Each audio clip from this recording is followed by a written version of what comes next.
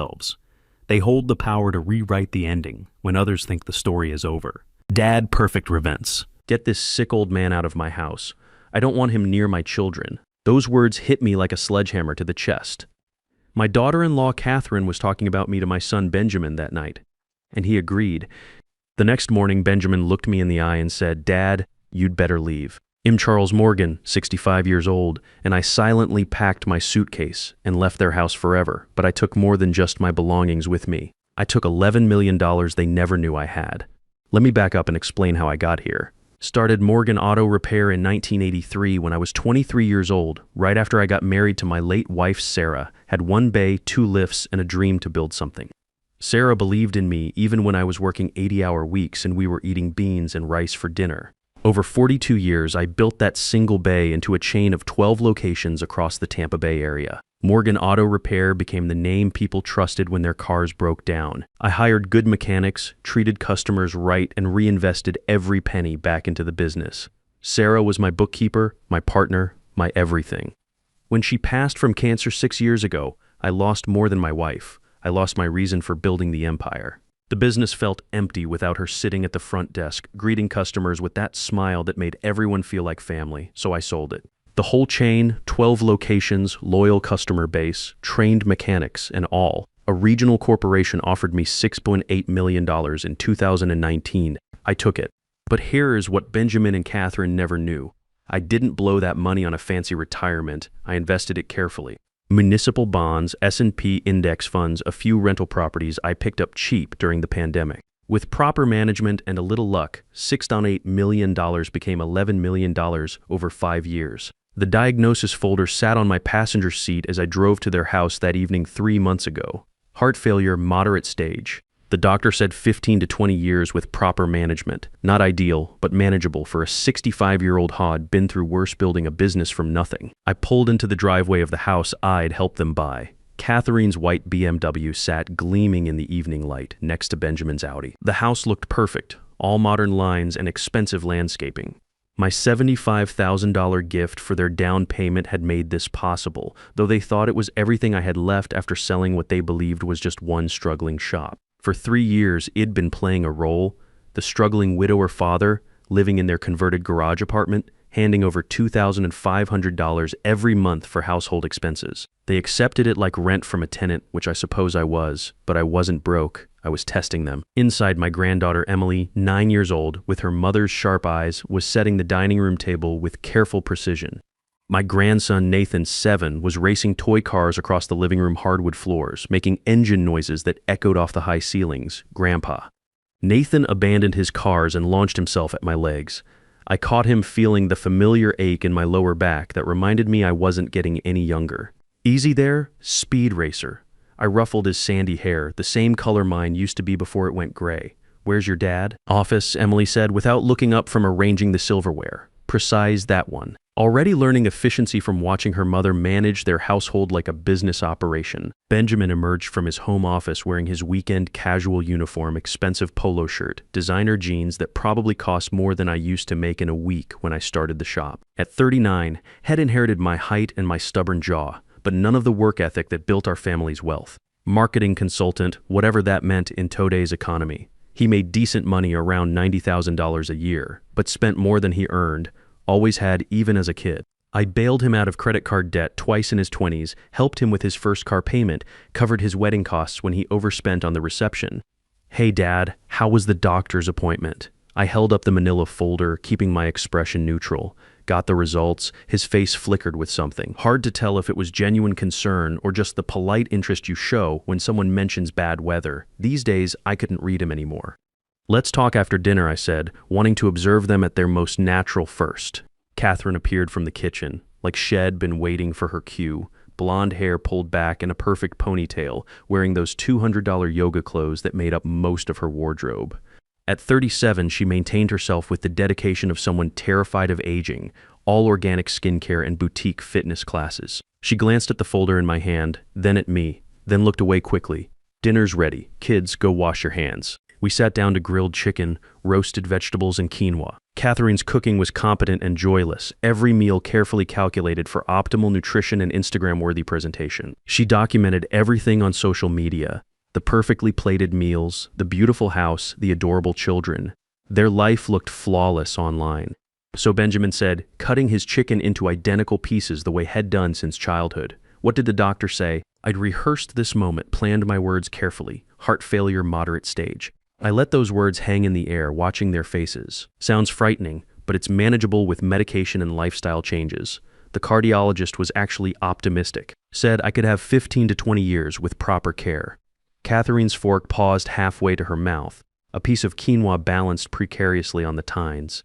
That's concerning, Charles. You'll need to be very careful now. Her eyes darted to Benjamin for just a second, a glance I wasn't supposed to notice, but he'd been watching for tells like this for 3 years, cataloging every micro-expression, every moment of impatience they tried to hide. Yeah, Dad, that's tough news, Benjamin said, reaching for his water glass.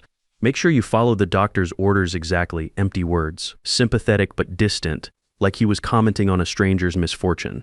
No questions about treatment options, no offer to drive me to future appointments, no discussion of how this might affect our living situation. Just perfunctory concern and an immediate reach for his phone to check messages. Emily looked up from her plate with wide, worried eyes. Are you going to be okay, Grandpa? I'm fine, sweetheart. I smiled at her, meaning it. Just means I need to take better care of myself. Maybe cut back on the ice cream. She giggled, and for a moment I remembered why I was fighting so hard to protect these children's future. Benjamin, did you finish the Henderson project proposal? Catherine asked, smoothly steering the conversation away from my health. Just like that, my diagnosis was dismissed, filed away like an inconvenient piece of mail. Benjamin launched into details about his latest marketing campaign, while Catherine nodded and asked engaged questions. They discussed timelines, budgets, client expectations with the enthusiasm they'd never shown for my medical news. I ate my chicken and memorized every word of their conversation, every dismissive glance, every moment they prioritized work gossip over their father's health crisis. After dinner, I excused myself to my converted garage apartment. The space was small, barely 300 square feet, with just enough room for my bed, dresser, and a single chair by the window. They'd cleared out Catherine's exercise equipment to make room for me when I moved in, and I could still see the faint outlines on the concrete floor where her Peloton bike used to sit. I opened the top drawer of my dresser where 12 identical envelopes sat in neat rows, one for each month of the year. I prepared this month's contribution 3 days ago, counting out 25 crisp $100 bills. For 3 years, I'd handed over $2,500 every month like clockwork. $90,000 total so far, money I could have spent on a comfortable retirement condo or world travel. Instead, it invested it in this test. Back in the main house, Benjamin was loading the dishwasher, scraping plates with mechanical efficiency. I handed him the envelope without ceremony. This month's contribution, he took it without looking inside, without even a pause in his dish-loading routine. Thanks, Dad, not even pretending gratitude anymore. Just muscle memory, like accepting a paycheck head earned. The transaction felt as cold as buying groceries from a stranger. I retreated to my small space and sat on the edge of my bed, listening through the thin walls as they moved through their evening routine. Catherine's heels clicked across the hardwood as she checked locks and turned off lights. Benjamin's shower ran for exactly 8 minutes. He was precise about everything except the things that mattered. The sounds of their voices carried from the bedroom, muffled but growing sharper. I tried to ignore it at first, telling myself their private conversations were none of my business, but something in the tone made me stand up, move closer to the door. My hand found the doorknob. Some instinct told me this mattered, that I needed to hear whatever was coming next. I opened my door quietly and stepped into the dim hallway. Down the corridor, yellow light leaked under their bedroom door, like a warning. The voices grew clearer, more distinct. Benjamin's voice came first, defensive and weak. Jenny, keep your voice down. The kids might hear. The kids will be fine. Catherine's voice cut through the walls like a blade. We need to talk about your father. I stood frozen in the hallway, my heart hammering against my ribs. The medical diagnosis had triggered something, and I was about to learn what I'm done, Benjamin. Completely done. Her voice carried a rage Edie never heard directed at me, though Ed suspected it lived beneath her yoga calm exterior. Done with what? Benjamin asked, though his tone suggested he already knew. Get that sick old man out of my house. I don't want him around my children with his diseases. He's dragging us down, Benjamin. Can't you see that? The words hit like physical blows. Sick old man, my house, dragging us down, each phrase carefully chosen to wound. Jenny has my father. Where's he supposed to go? I don't care. A nursing home, an assisted living facility, anywhere but here. We gave him a place when he needed it, and now he needs to figure out his own situation, especially now with his heart problems. Her voice grew stronger, more confident as she laid out her case. What if he dies here, Benjamin? What if the kids find him collapsed in that garage? Did you think about that? The trauma, the mess we'd have to deal with, every word dripped with disgust that couldn't be faked or manufactured for effect. This was her truth, finally surfacing after 3 years of polite tolerance. He pays $2,500 a month. Benjamin tried weakly, grasping for any argument that might slow her down. Catherine's laugh was harsh and bitter. $2,500? Benjamin, this house costs us $4,200 monthly in mortgage payments alone. That doesn't include utilities, food, insurance, maintenance. He's barely covering half his actual burden, and now he's sick on top of it. I pressed my back against the hallway wall, processing each calculated word. Shud done the math, weighed my financial contribution against the inconvenience of my presence, and found me lacking. No, she continued with finality. Absolutely not. I want him out. 1 week, Benjamin. I want him gone in 1 week. The silence that followed felt eternal. I waited for my son to defend me, to show some backbone, to channel even a fraction of the man Eid tried to raise him to be. Okay? The word came out small and defeated. Okay, I'll tell him tomorrow. Just please stop yelling. I stepped backward into my room and closed the door with careful silence, my hands shaking as I released the knob. I stood in the darkness for a long time, not turning on the light, not moving to the bed, just absorbing the full weight of what I'd heard. 3 years of monthly cash payments. 3 years of making myself smaller, quieter, less inconvenient. 3 years of testing whether their love for me was real or transactional. I had my answer. I moved to my closet and pushed aside the hanging shirts I'd been wearing for 3 years. Simple clothes, nothing expensive, maintaining the image of a man getting by on a small pension. On the top shelf, hidden behind winter coats I rarely needed in Florida, sat a small lockbox. Inside were bank statements I'd kept carefully hidden, investment portfolio summaries, property deeds, tax documents from the business sale. The most recent statement showed $11,247,000, give or take the daily interest that accumulated while I played the role of grateful dependent. I sat on my narrow bed and didn't sleep that night. Memories flooded back, paying for Benjamin's college education, $180,000 over 4 years.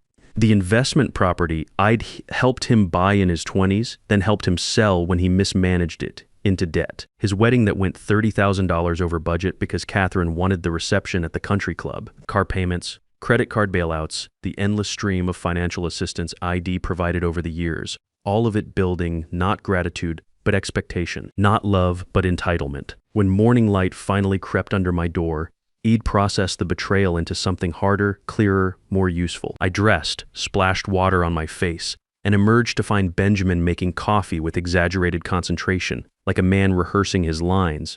Morning, Dad. He couldn't meet my eyes, kept his attention fixed on measuring coffee grounds with scientific precision. Morning, Benjamin. We stood in uncomfortable silence. Catherine swept through the kitchen like a woman with purpose, grabbed her phone and keys, and disappeared again. The kids were still asleep. This confrontation was meant to be private. Benjamin cleared his throat, took a sip of coffee, then set the mug down with trembling hands. Dad, I've been thinking, maybe it would be better for your health if you had your own place. You know, more independence, less stress on your system. Every word sounded rehearsed but poorly delivered. He stared at his coffee mug like it held answers to life's mysteries. We'll give you a week to make arrangements.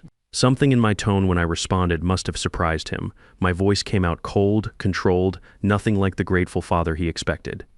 I understand completely, Benjamin. He glanced up sharply, maybe expecting protest, tears, pleading. Instead, he got acceptance that should have terrified him more than anger ever could. I walked to my room and pulled my suitcase from under the bed. As I began folding clothes with deliberate precision, I could hear Catherine's voice through the walls, bright with relief. He's actually packing already. I thought we'd have to argue with him for days. I continued folding shirts, pants, everything I'd need. Around me sat boxes, a den I never fully unpacked in 3 years, as if some part of me had always known this day would come. I just needed to understand why. By midday, I was sitting among half-packed belongings, holding a photo from Benjamin's college graduation. The ceremony I'd paid for, the degree I'd funded, watching him walk across that stage with such pride. I set the photo face down in a box. My phone lay on the nightstand. I picked it up and opened my private banking app, entering the security codes I'd memorized. 11,247,000 stared back at me in bold numbers, unchanged by their rejection, undiminished by their cruelty. I opened my real estate app and typed carefully, Tampa luxury homes, $500,000 plus.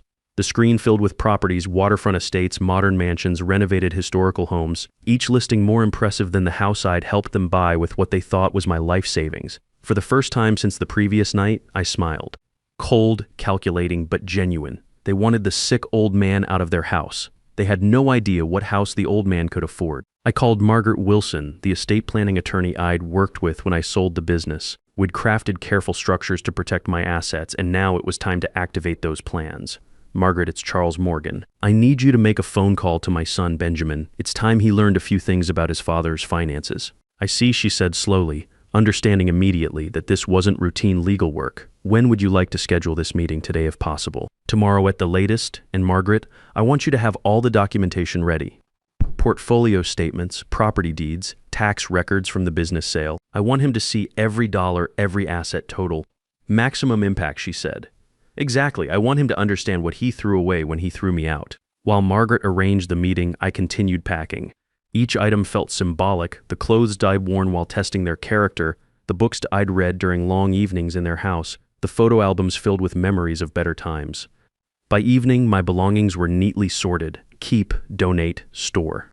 The life I'd built in their garage apartment reduced to 3 categories, ready for whatever came next. Benjamin knocked on my door around 9 p.m., probably sent by Catherine to check my progress. How's it going, Dad? Need any help? His offer felt hollow, perfunctory, like asking if someone needs help with a task you hope they'll refuse.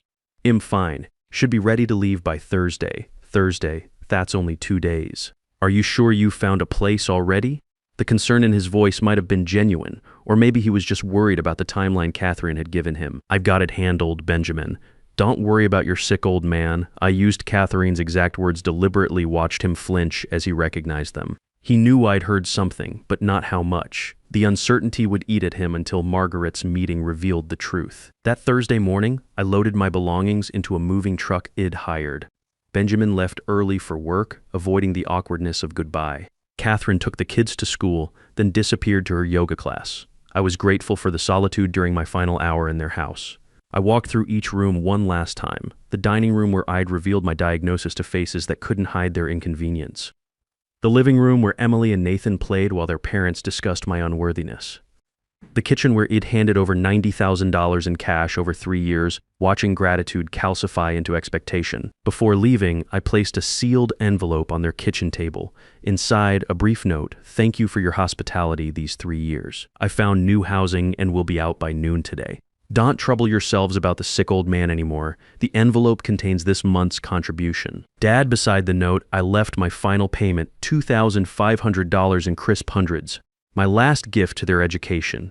The drive to my new home took 20 minutes through neighborhoods that reminded me why I'd chosen Tampa 40 years ago. Trees, water, possibilities.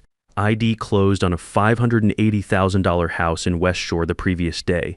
Cash purchase, no financing, record time. My real estate agent, Rebecca White, had never seen anything like it. Most buyers take weeks to decide. Shed said, "You made an offer after a single viewing." Not most buyers, it replied. The house looked even better in morning light. Modern design, white stone and glass, gated driveway, mature landscaping. 3 bedrooms, 2.5 baths, office space with bay views. My gate, my driveway, my home, the movers worked efficiently.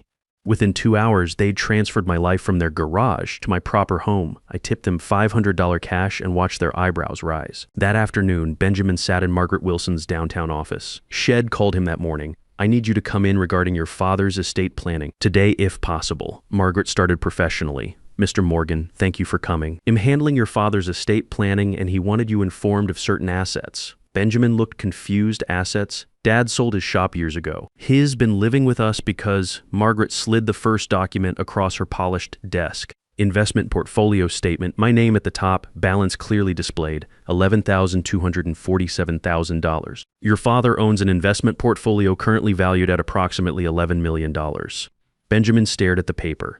Margaret later told me his face went completely blank, like a computer screen freezing mid-task. 11 million. I'm sorry, what? She showed him more documents. Property deed from my new house. Bank statements, tax records from the business sale showing $6.8 million, not the modest sum had imagined. But he was living with us. Benjamin's voice came out hoarse. He gave us money every month because he couldn't afford. Margaret's delivery was clinical, devastating. Pro fee 500 from $11 million. Pennies from a fortune. Your father sold Morgan Auto Repair, all 12 locations, for $6.8 million in 219. He invested wisely. He has never needed financial assistance. Those monthly contributions were his choice, not necessity. Benjamin sat motionless for a full minute, processing the implications. Every assumption about his struggling father, every justification for asking me to leave crumbling under mathematical reality. Previously, Margaret continued, you were designated as sole beneficiary of your father's estate. He wanted you to know his reconsidering that arrangement. Benjamin left her office moving like a sleepwalker. My phone started ringing that evening, text after text, voicemail after voicemail. Benjamin's voice cracked through the speakers. Dad, please call me. We need to talk. I had no idea about your finances. Please let me explain. Catherine's messages grew increasingly frantic. Charles, the kids miss you. Please come for dinner. We can work this out. I deleted each message without responding. 3 weeks later, they received certified mail from Margaret's office. Legal demand for immediate repayment of the $75,000 down payment loan, plus accumulated interest. $95,000 total, due within 60 days. The promissory note Benjamin had signed without reading, trusting his father. Now that trust had a price, they tried everything: banks, credit unions, family loans. The house already had a lien. No one would lend additional money. Catherine's Instagram empire collapsed as word spread about the heartless daughter-in-law who had kicked out her sick father-in-law. Benjamin's work performance suffered under the stress. 8 weeks later, they'd scraped together $47,000, still $48,000 short with 2 weeks remaining. That's when they wrote the letter, both of them sitting in what used to be my garage apartment. A complete apology admitting their cruelty, ingratitude, and materialism. I read it twice in my Bayview office, then called Margaret, set up a meeting. I'm ready to discuss terms. The coffee shop overlooked Tampa Bay. I arrived exactly on time to find them waiting, ordered coffee, and sat down without greeting. I failed you, Benjamin said first. When you got sick, I threw you away. I'm sorry. Catherine's tears were genuine this time. Charles, I said terrible things. We're selfish people who didn't deserve you. I asked the question Iddy planned, are you apologizing because I'm a millionaire, or because what you did was wrong? Both, Catherine admitted. I wish it was only the second, but it'd be lying. Her honesty surprised me. I slid type terms across the table. Debt forgiveness for $48,000, family therapy for 6 months, public apology to extended family, and permanent changes to my will. They'd inherit $100,000 total after my death instead of millions. The bulk would go to charity and trust funds for Emily and Nathan. Accept these terms or face bankruptcy. 48 hours to decide. 2 days later, Benjamin called. We accept. All of it. Now I meet Emily and Nathan every Saturday at our coffee shop. Supervised visits, my terms. Last week, Nathan asked Grandpa, are we allowed to love you again? I knelt to his eye level. You never stopped being allowed to love me, buddy. I volunteer now, mentoring entrepreneurs, living quietly in my Bayview home. Justice served, lessons taught, family boundaries established. Not the sick old man they wanted gone. The man who chose justice over revenge and found peace in the truth. Money doesn't buy love, but it reveals who truly loves you, and sometimes that truth is worth every penny you thought you'd lost. I learned that family isn't just blood, it's respect, loyalty, and choosing each other even when it's inconvenient. Some lessons cost $11 million to teach, but dignity is priceless.